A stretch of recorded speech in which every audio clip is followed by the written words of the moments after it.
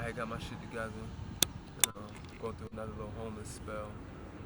But the key to all that shit is just drugs. And it started with them nut ass pills. And when I started, man, I really had no idea the road that shit would take me down. Lost a lot to them joints, a lot to them fucking pills. But not to blame it on that. I shouldn't have been trying to get high or whatever. But it started with the pills.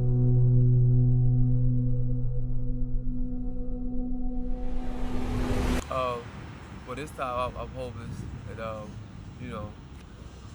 I had lost my pop probably like 5 years ago, and he left me money and everything. I ain't handled it the right way, and I was already on the pills, and the shit just spiraled out of control with the money.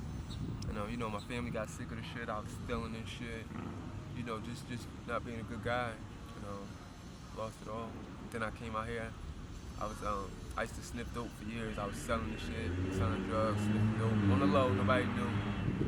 Then picked up that needle one day. I'm saying shit was over. Shit was over. But I knew not to do that from selling drugs and being around the shit, like not to be even playing with that shit. And I don't know if being arrogant or being cocky, whatever. I tried that joint, and that shit was a bad idea. And it just made my addiction spiral even more out of control. More terrible places. So I never really had a record. And I still don't. Like the little cases I got, I always somehow managed to beat. But I try not to get arrested and shit. So you know what I'm saying? There's only so much I could do out here to like earn money and shit. And I had a job and shit, but I let my addiction get the best of me. I left my job and shit, chasing them drugs.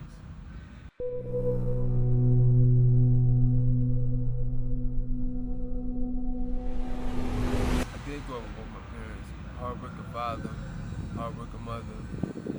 They sent me to private school. I went to college and shit. I didn't finish the recession I hit. Really, I had a good childhood. No sexual abuse, no trauma like that.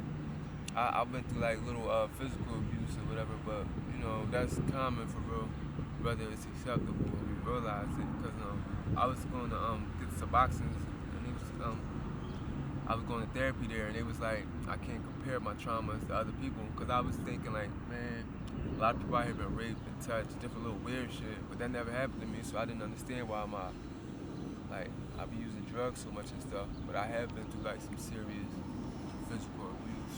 Right? And it affects people different. And that's what the therapist was telling me. I can't compare my shit to. Yeah, other people's shit might have been worse, but for me, them physical abuses obviously had some issues. You know what I'm saying? It affected me differently, with traumas and shit. And added to my problems and shit. Different issues I be dealing with.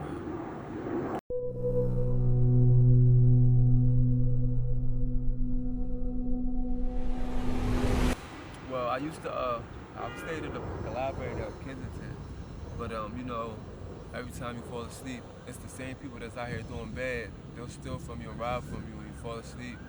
Steal the glasses off my face. You know what I'm saying? I'm damn near legally blind, and I really can't see out this joint no more. It should just be bad. Like I moved to this part because it's a lot safer.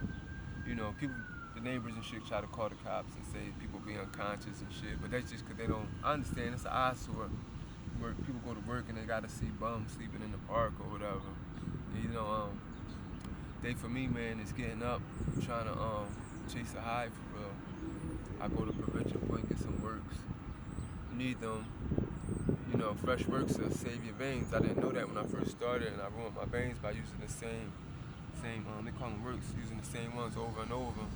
Fuck my veins up. But when I learned about prevention point, they give me fresh works, and I sell them, but I keep them too. Try to save the veins that I got, whatever. But basically chasing the high, man, and it's a little crazy because even if you don't have money and you hustle enough, you can chase these samples around here. And you should have a crazy damn near bundle of they have it off chasing samples. You know what I'm saying? You can 8 free bags, different blocks, double back, maybe sometimes you get 2 or 3, they don't recognize you. I might go get one, take my hat off, go back, get another one, take my hood off, swim back around.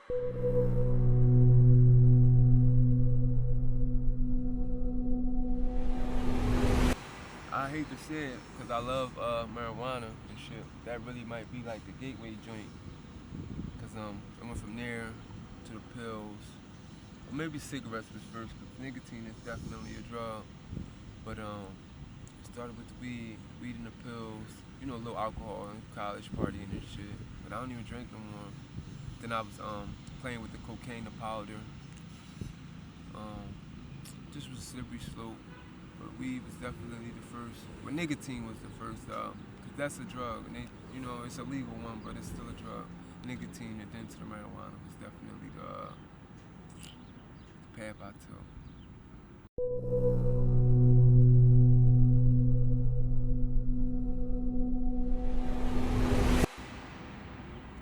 The message would be to definitely stay away from drugs. But anything you put your mind to, you can pretty much achieve. Because despite my circumstances, I've definitely achieved some things.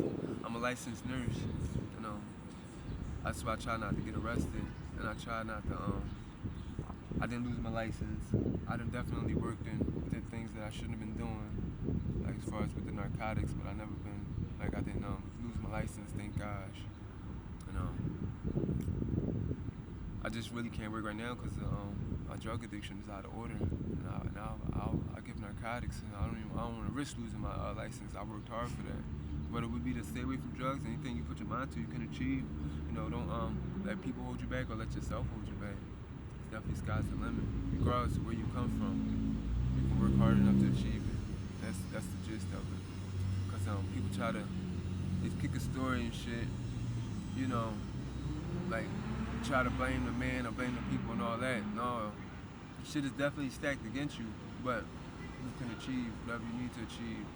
And you know, life ain't fair, you know, but it's not supposed to be. They kick the story that life should be fair. It's not fair, and that's okay. But because you know, when we judge at the end of the thing through God, that's when shit is fair, and that's when you get your due measures. But people let life not being fair and different shit hold them back or whatever. Just work hard enough, you can achieve it. And shit don't be fair sometimes. And shit don't work out for you, but that's okay. You can still make it. Just keep your head on strong. Don't let nobody tell you. Thing I say, it should be real out here. And like I never thought like I'll be thirsty enough. I'll pick up a drink and drink it like, but I'll be dehydrated and really thirsty and shit. Hoping nobody don't got nothing or pissed in and did some old weird evil shit. You know what I'm saying? But I'm thirsty enough to pick up a drink. I don't know where it came from. You know what I'm saying? Satisfy my thirst. Like that shit is like it's a hard pill to swallow, but when you're there, you be surprised, man. You'll be surprised. Shit is crazy out in these streets too. Like it's wild. Like, and I never like, you know, you think you know how poor people live because we grew up poor and shit. But it's another beast being homeless. And the homeless people could sometimes be a little more treacherous. And I don't know, it's because they don't have shit. But shit get crazy. But I definitely be thankful for like the rice and the beans and the food that people give me sometimes and shit. Because if not, that'll be the only thing. That's the only thing I eat a lot of times. Shit, you subsisting off 1 meal a day or half a meal a day. Shit. But I'm trying to get my things in order. I got children. I got a wife and shit. You know, just gotta do it. Addiction is a crazy thing though. It's wild. And then with this shit, it's that'll make you sick when you don't have it, and it becomes a whole nother issue in itself. When it started off as being fun and just getting high, you know, just to, you know, lighten your load or just to live a little. But it becomes a serious issue in this shit because it makes you sick, and you'll go get drug before you get a food, and you ain't about to eat in days. I done been down to 120, and I try to make sure I eat down, and my habit isn't as bad as it's been. But yeah, shit is crazy. Just everybody ain't crazy. I ain't crazy. I just, you know what I'm saying? I went down that wrong path, dealing with the wrong shit. I knew I shouldn't have dealt with, and it took me down a slope that I never knew how to go down. But I'm trying to dig my way out. I believe in my heart that I'm going to get out, and I'm gonna keep trying until I get out, because you know, I had a good father and a good life, and I deserve to give my sons the same, because they ain't asked to come into this world. So, you know, that's my spiel. I don't believe in the rehab shit because it's not real to me. Because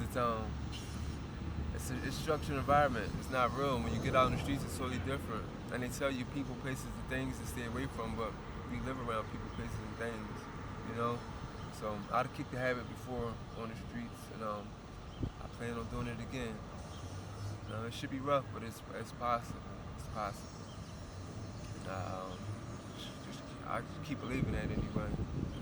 You know, that helps me maybe sometimes, like, I guess not lose my mind or start acting crazy, doing wild shit, thinking I can dig out of it the right way and just to take my time and it should be alright. I became a nurse.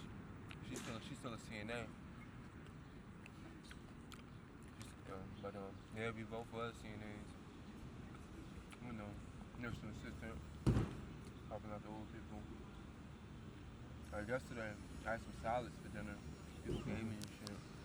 But they come in handy.